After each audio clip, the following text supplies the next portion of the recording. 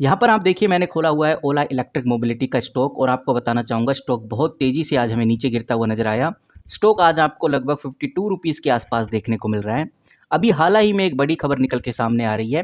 Media reports के हिसाब से देखा जाए तो महाराष्ट्र गवर्नमेंट ने ओला इलेक्ट्रिक के कुछ स्टोर को बंद कर दिया है। तो बेसिकली ओवरऑल क्या चल रहा है ओला इलेक्ट्रिक में और क्यों ये स्टोर्स बंद किए जा रहे हैं और आगे कंपनी अब कैसे सर्वाइव करेगी, इन सब चीज़ों के ऊपर आज हम डिस्कस करने वाले हैं।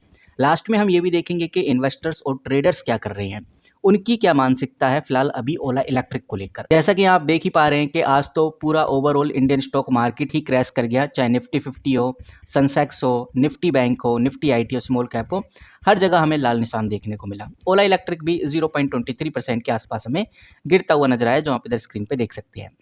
अब सबसे इम्पोर्टेंट और सबसे ज़रूरी सवाल ये है कि मीडिया रिपोर्ट में क्या बताया जा रहा है ओला इलेक्ट्रिक को लेकर। यहाँ पर वैसे तो मल्टीपल आर्टिकल मिल जाएंगे, लेकिन जो ट्रस्ट वर्दी आर्टिकल है वो है स्क्रीनर पे मैंने ओला इलेक्ट्रिक मोबिलिटी का स्टॉक खोला हुआ है। डॉक्यूमेंट्स के अंदर चलेंगे तो 2 मिनट पहले ये अपडेट आई है, लेकिन इस अपडेट में प्रॉब्लम क्या है, मैं सिंपली क्लिक करूँगा तो मेरे सामने फिर से वेबसाइट खुल जाती है, लेकिन वो अपडेट नहीं खुलती। इसके लिए मैं चलता हूँ बीएससी के ऊपर और बीएससी के ऊपर ये आप इधर क्लियरिफिकेशन देख सकते हैं। यहाँ पर भी आपको पीडीएफ देखने को नहीं मिलेगी क्योंकि ये पीडीएफ अभी पब्लिश नहीं की गई है। यहाँ पर हम कह सकते हैं कि सेबी ने ओला से क्लियरिफिकेशन मांगा है और ये क्लियरिफिकेशन सेबी कब देता है वो एक बड़ा सवाल रहेगा। वहीं बिल्कुल सेम क्लियरिफिकेशन एनएससी और बीएससी भी मांग रहे हैं ओला से। अब अगर आप इस क्लियरिफिकेशन के अंदर ही देखेंगे तो आपको काफ़ी कुछ समझ में आ जाएगा। बताया जा रहा है कि सीएनबीसी टीवी 18 ने एक आर्टिकल पब्लिश किया है, उस आर्टिकल के हिसाब से ये क्लियरिफिकेशन मांगा जा रहा है, जहां पर जो महाराष्ट्र की गवर्नमेंट है उसने ओला इलेक्ट्रिक के कुछ स्टोर्स को बंद कर दिया है, या फिर हम बोले बंद करने का ऑर्डर दे दिया है। ये वही स्टोर हैं जिनके पास लाइसेंस नहीं था, वो बिना लाइसेंस के स्टोर को चला रहे थे। स्टोर तो बंद किया ही, इसी के साथ स्टोर के अंदर जो व्हीकल्स थे उनको भी सीज कर लिया गया है, यानी कि जब्त कर लिया गया है। और जब ये न्यूज़ सामने आई तो एनएससी और बीएससी का ये फ़र्ज बनता है कि वो ओला से पूछे कि भाई बेसिकली ओवरऑल क्या है, ताकि ओला कोई ऑफिशियली क्लियरिफिकेशन दे इस बारे में। कंपनी को ये एक्सप्लेन करना पड़ेगा कि बेसिकली सच क्या है और कंपनी आगे क्या स्टेप ले रही है इस चीज़ को लेकर। और ये क्लियरिफिकेशन हमें जल्द ही देखने को मिलेगा और जैसे ही आएगा मैं आपको बताऊंगा। फिलहाल अभी तो हमें यही देखने को मिल रहा है। कुछ और इंपॉर्टेंट बातें वो भी डिस्कस कर लेते हैं।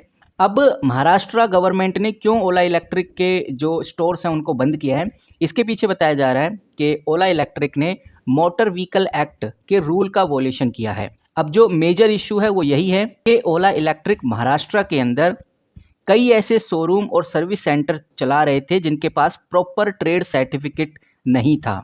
और जो लॉ है वो यही कहता है कि हर डीलरशिप, हर शोरूम का एक अलग से ट्रेड सर्टिफिकेट लेना बहुत ज़रूरी होता है। इंडियन लॉ के मुताबिक ये कहा जाता है कि हर डीलरशिप या हर शोरूम का अलग ट्रेड सर्टिफिकेट होना ज़रूरी है।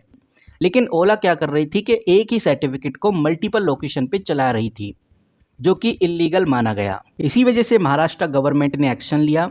जो ट्रांसपोर्ट मिनिस्टर हैं यानी कि प्रताप सारंगी, उन्होंने इस वोलेशन के ऊपर स्ट्रिक्ट एक्शन लिया। और सबसे बड़ा सवाल कि ओला के कितने स्टोर बंद हुए। मुंबई और पुणे के आरटीओ ने लगभग 26 ओला स्टोर का इंस्पेक्शन किया, जिसमें से 36 स्कूटर्स को सीज किया गया। और ये जो एक्शन है एक कंप्लेंट के बाद लिया गया। अब ये कंप्लेंट किसने की ये अभी खुलासा नहीं हुआ है, लेकिन आप अच्छे से जानते हैं कि कॉम्पिटिटर कुछ ना कुछ ऐसा फाइंड करते हैं ताकि किसी भी कंपनी की सेल को नीचे गिराया जा सके। अब देखते हैं कि भाई आगे हमें क्या ऑफिशियल अपडेट देखने को मिलती है ओला की तरफ से और क्या क्लियरिफिकेशन देखने को मिलती है इस चीज़ को लेकर। फिलहाल जैसा आप लोग जानते हैं कि ओला ऑलरेडी काफ़ी मुसीबतों में है, काफ़ी स्ट्रगल कर रहा है, लेकिन आज भी ओला नंबर 1 पे टिका हुआ है, तो ये बात भी हमें नहीं भूलनी चाहिए। इसी के साथ ये जो मुसीबतें हैं ये धीरे धीरे ख़त्म हो जाएंगी ओला की, और फिर हमें ओला ग्रो होता हुआ भी नज़र आएगा आने वाले टाइम में। अभी जैसा मैंने आपको बताया कि 0.23% का आपको डाउनफॉल देखने को मिल रहा है। 5 दिन का रिकॉर्ड अगर आप उठाकर देखते हैं तो 4% तक ओला आपको भागता हुआ नज़र आ रहा है। पूरे एक महीने में ये स्टॉक लगभग 5.92% के डाउनफॉल पे है। अब मैं चलता हूँ मनी कंट्रोल पे। मैंने यहाँ पर ओला इलेक्ट्रिक का स्टॉक खोला हुआ है। मनी कंट्रोल में जो फोरकास्ट है वो ओला इलेक्ट्रिक को लेकर होल्ड की रेटिंग देता है।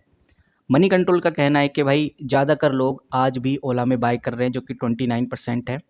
ओला आउट परफॉर्म करेगा भविष्य में, उसका 24% नंबर निकल के आ रहा है।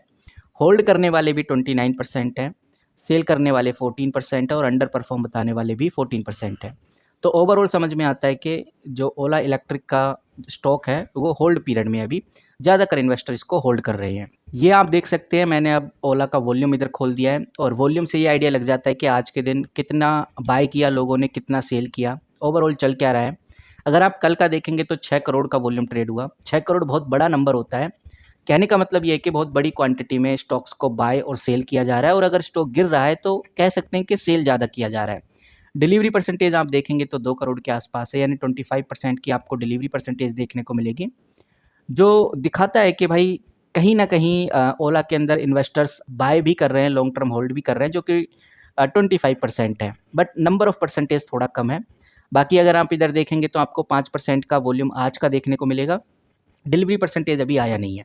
तो ओवरऑल कह सकते हैं कि वॉल्यूम में कोई खास बदलाव नहीं है, लेकिन वॉल्यूम काफ़ी हाई है। इसका मतलब ये स्टॉक काफ़ी ज़्यादा एक्टिव है, यानी कि इन्वेस्टर्स और ट्रेडर्स की नज़रों में ये स्टॉक बना हुआ है। अगर कंपनी को लेकर कोई बड़ी न्यूज़, कोई बड़ी खबर आती है, तो फिर ये स्टॉक आपको भागता हुआ नज़र आएगा। फिलहाल अभी तो कोई महत्वपूर्ण अपडेट हमें देखने को नहीं मिल रही। जो महत्वपूर्ण अपडेट थी वो मैंने आपके साथ शेयर कर ली है। आई होप आपको छोटी सी वैल्यूएबल इन्फॉर्मेशन पसंद आई होगी। मिलते हैं गाइस किसी नई वीडियो के साथ, तब तक के लिए take care and good bye.